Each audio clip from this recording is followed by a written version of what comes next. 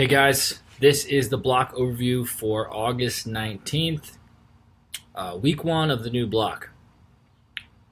So, starting out on Monday, we are going to be starting out with again, focusing on the ring muscle up is going to be a big emphasis in this block, especially from the skill perspective. We are going to kind of get a gauge of that, of how everybody's doing with that in this workout. We are going to start out. And on these ring days, a lot of times, or even on some other days too, we are going to start moving into getting in this intermediate and RX, or performance and intermediate is what we're going to be looking at trying to do is adding a division or whatever into that so you guys can kind of fall into one a little bit better. If you ever have questions on that or, again, suggestions, always reach out to me. So we have for the RX, it's going to be 4 ring swings focusing on keeping a tight body, feet together, working on the basic position of that. Then we're going to work on the hip drive, driving the hips up to the rings for 2, and then it's 1 muscle up. Now, that's a pretty long complex, and if you're not ready for that complex totally, you could break that down.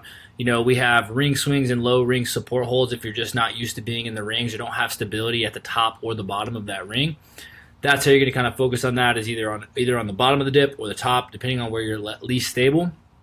And on the fitness, we're going ring turnovers and ring support holds, either top or bottom as well. And again, this is going to be 3 ring turnovers, low ring turnovers, and then a 15-second hold, whether that's in the bottom or the top of the dip hold. And if it can't be on the rings, we can go ring plank hold, or we can even just do a dip hold. Again, it doesn't really matter. We're just trying to get some exposure to the rings in general. And so again, for that RX, if you can do that transition and do a muscle up, that's what we're looking at, focusing on, building some consistency, and it shouldn't be too much volume there, and it's kind of get you really warmed up and ready for the workout. So for the workout, we do have a chipper, which is for time, 40 bar facing burpees, 30 thrusters, and then 20 ring muscle ups. All right, intermediate, it's the same exact thing, except we're going to be going less ring muscle ups for 10. And then for the fitness, it's going to be 30 burpees, just jump and clap, 30 thrusters at 75, 55, and then 30 ring rows. Okay, so we're going to drop the volume, really push intensity here. We're trying to put a 13-minute cap on this without having tested it or having done any kind of ring stuff in a while. Could be fairly aggressive. Just remember, kind of like starting out on those bar facing burpees is really not about moving fast, but moving consistent. On the thruster, if we're looking at the 30 thrusters, being able to do that and maybe 2 to 3 sets is what we're going to be looking for, and giving you plenty of time on the rings. All right, so a good goal would be sub 11 minutes. I think a top goal for this is going to be somewhere around sub 9. And obviously, if you're really good at bar facing burpees and thrusters, you'll get a lot of time on those rings. But the big thing on the thruster, guys, when you're focusing on this, is drive the legs very hard and try to relax the hand a little bit. This will allow you to save your arms and your shoulders for those ring muscle ups. So anytime I'm doing kind of like a burpee before that too, really trying to focus on driving the hip up and using my arms. And it's weird how just like a thought of just using your arms as little as possible in those things will really save you on the back end of this. If you were like, hey, what if I don't have ring muscle ups and don't have anywhere here? Like, you could do a chest to bar or a burpee chest to bar. So I actually think I'm just going to write that in real quick. Got burpee. We can go 20 burpee chest to bar pull-ups would be another version of that we could run. So just going to keep that in mind, is just kind of finding out which one you're going to fall into. That'll help you, progress to that. So you get to work on the skill, and if the skill is still something new or you're having trouble with it, maybe you start with the ring muscle ups and you go to burpee chest to bars. It's fine. We're going to be building this over the block. Okay, Tuesday, we're going to have some repeat work here. So we have a 30 and 25 cal row. Then we have alternating dumbbell hang power snatches, so we're not even going to touch the ground. We're just going to be swinging below. And then we got 20 box jumps with the step down, as we've been doing, focusing on kind of pushing that volume and pushing that speed a little bit more. Now, it's one thing to put a scale to get under 4 minutes. I think that is a good one. If you are a little over and you're at that RX stuff, I think that's totally fine. We've dropped the box jump numbers and the distance and things like that for fitness. We kept everything else pretty much the same. But being under 4 minutes, under 4:30 is important, just so you get enough rest. Repeatability is the number one thing to really focus on. So when we're looking at this and we're saying, hey, a good goal would be sub 3:30, and then a top goal would be 3 minutes. That is going to be really relative to your skill. If you have to sprint to be under 3 minutes and then you fall off to 3:30 to 4 minutes, then that's really not a good goal. I just kind of put up something that I think will be somewhere where the top people will be able to move consistently without falling off and pushing this more to a one-to-one work rest. But if you're not at that, it's totally fine. It's more important to be at the same time than to push to go sub 3 minutes for one and then fall completely off every single round. Okay, try to focus on the movements themselves, moving consistently through them and finding your rhythm from transition to one movement to the next, and just breathing and moving through these movements. Okay, we shouldn't be going all out every single round. It should be more of a consider it like an 80-85% pace. But if it's if an 80 and 85% pace takes you 5 minutes, scale down because you're not going to get a lot of rest, or just run it at like a 75-80%. Focus on the movement quality, and that also will allow you to progress from round to round. And thinking about this is like just focusing on a quality movement and just getting the movement patterns down and practicing the movement patterns and running it at a little slower pace is totally fine on a day like today. All right, Wednesday is going to be the first squatting of the block that we're going to be doing.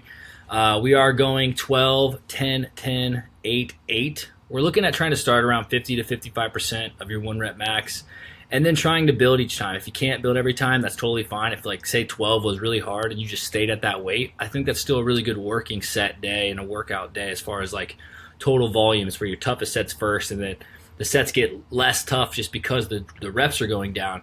But again, we're going to be pushing like quality range of motion and moving this bar continuously. If you find yourself like having to pause for 3 or 4 seconds between it, maybe on the last set, if you're pushing that 8 rep max or pushing towards an 8 rep max, that's totally fine.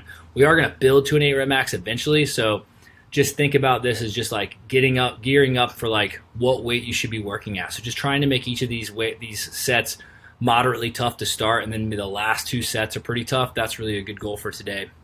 After that, we're going to try to start working on building people's resilience in their backs and things like that for the sandbag. Okay, as we've seen, like people have, getting back pain in the sandbag. I've talked with several people about this that they've either worked with athletes that have had this happen, and really it's going to come down to just progressing that load. And this is one of those days where we're going to do that. So that sandbag RDL, we're going to be literally rolling over as slow as we can and then coming all the way up to the top. And it's 2 reps from failure. We're looking from an 8 to 12 rep range.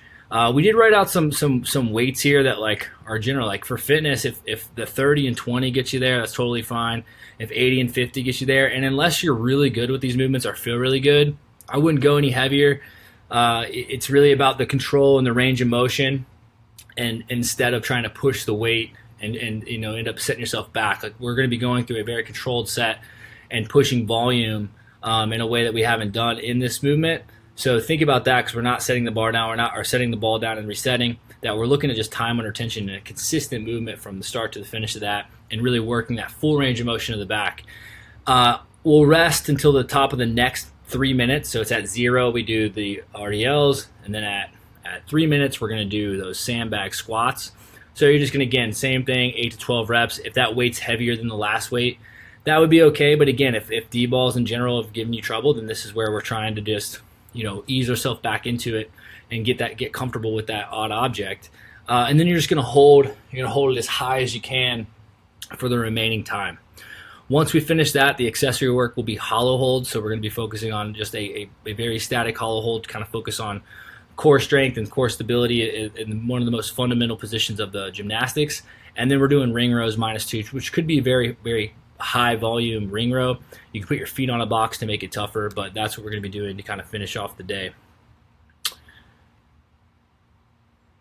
On Thursday, so this is a .com or a CrossFit affiliate program workout that I saw that I thought would be really good to do as things we've been kind of building towards.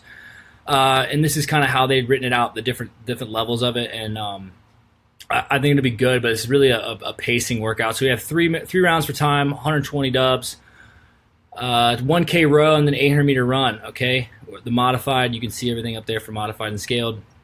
Just shortening distances and changing things up a little bit, keeping the runs volume a little bit higher. As we're looking at this, the double unders taking roughly, anywhere from 115, 130 to 2 minutes. So then max, you got 6 minutes there. On the row for guys, we're looking at anywhere from a 3:30 to a 4 minutes, and then maybe like 4:30 to 5 for the ladies. So it's going to really extend this out a little bit. And then the run should be pretty consistent for everybody, 4 to 5 minutes at most, and then moving. So like scale to try to be sub 30. We're not going to necessarily cap it today, but we want to be as close to that 30-minute mark as we can. A good goal would be sub 27 minutes, and I think top times are going to be anywhere from the lower 20s to 25 minutes will be a good target. Now, if you're someone who really struggles with these kind of longer aerobic pieces, it is okay to just take this day and try to just move smooth and try to just breathe in and out the nose, get rid of the clock, get rid of racing, and try to just build your base of aerobic capacity by just moving steady. There's nothing wrong with that, especially if you're feeling beat up from the day before, and there's a good chance with all that volume that everyone will be feeling a little more beat up today. And if you did hit those squats hard, then just moving at a nice consistent and smooth pace is a good target for today. And there's no shame in just like backing down, get rid of the clock, get rid of racing, and just move through this. And even if you only got 2.5 rounds, whatever, if you're moving for 30 to 35 minutes consistently, then that's a really good thing for the day, and that's really what we're going to be doing. Friday, we've got our barbell skill day, so we got those push jerks ×2 on the 45 seconds. We've done a lot of this. Again, if we're going a little heavier towards the end of that, we're going to go lighter today, just light, fast, crisp, really focusing on being as technical as we can in this movement and being as smooth and as good of a quality movement as you can put into it is what we're going to be looking for. If you're new to the movement and you can't really go heavy, you could always do extra reps there. But we don't want to really burn ourselves out because the second piece is definitely going to be more demanding when it comes to the upper body. So we have a 12-minute AMRAP, 10, 12, 14, 16, 18. We've got handstand push-ups. We have dumbbell kettlebell deadlifts. So that's just holding 2 kettlebells or holding 2 dumbbells, touching the ground. And if you're doing the dumbbells, just touch one head of the dumbbell. You don't have to touch both heads. And then you have a 100-foot carry. And the way this is going to build is we're really pushing that muscular endurance and stamina in the upper body press. And we're having that pre-fatigue with everything else that we're doing in this day. And the kettlebell and our dumbbell should be pretty light. Like this shouldn't be something that's like, oh man, the deadlifts are really hard. The great thing about doing the dumbbell or kettlebell deadlift is you can really keep a more upright torso. You can bend the knees more so you don't have to hinge as far over. You don't have to turn it into an actual deadlift where you have to really hinge. And again, moving through consistent, steady sets. So, a way to look at this is doing this as it's written, and trying to get through the 16s would be a really good goal here, or scaling to get through 16s. But even if you had handstand push-ups and needed to drop that number, and maybe you keep the deadlifts at this, but you cut this number in half for handstand push-ups, that's a good way to do this if you're kind of newer to the handstand push-up volume. And it keeps you moving, it keeps you steady, and gets you some reps in. If you get through 16, that's 50, it's roughly 50 reps, right? So we have 50 reps of the handstand push-ups, which is a good working volume. But if it's newer to you, 20 to 25 to even 30 reps is a really good starting range for that. On the RX Plus side, we are looking at using 70s and 53s, or the relative to that with dumbbells. And then, again, getting through the 18s, 16s on the same version with strict would be good. I do think the top targets here is going to be to get into or through the 20s. I don't know how doable that is, but we're going to find out on Friday. On Saturday, we are going to do an A first, so we are going to be looking at 3 hang power cleans. Again, keeping this light and quick too, 50% at most. We're just working on barbell cycling, keeping it smooth. We've had a pretty dense week, so just keeping it nice and smooth there. And then we're just going to be kind of finishing off with a nice, easy mover in the sense of like you get to share the reps, share the work. 400-meter relays, you run a 400, I run a 400, and then we split up 60 kettlebell swings just to get some movement in there. And then going into the toes to bar, we can kind of work that as the skill today. Okay. Furthermore, updates on things coming up. We do have some facility things we are going to be trying to do. I will be doing a pretty detailed video on that, and we'll go over like the process that we're going to look at, what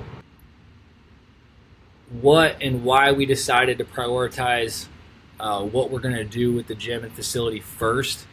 It is going to come down to safety, efficiency of running classes, and effectiveness. We've had some larger classes, so the first solution we're looking for is how to be able to safely train and move people through the space. And I'll get into that more in a more detailed video and email coming pretty soon. If you guys have any questions, comments, concerns, or feedback, again, Brandon@MakoCrossFit.com, or when I see you in the gym or see a coach, let them know. Or you can let them know you want to talk to me personally. I love talking about why we're programming, how we're programming, and really anything that's going to be able to improve how you're feeling in the gym. If you have things that are beat up or whatever, again, working with people one-on-one is a really good time to do that. So let me know, and if not, see you in the gym.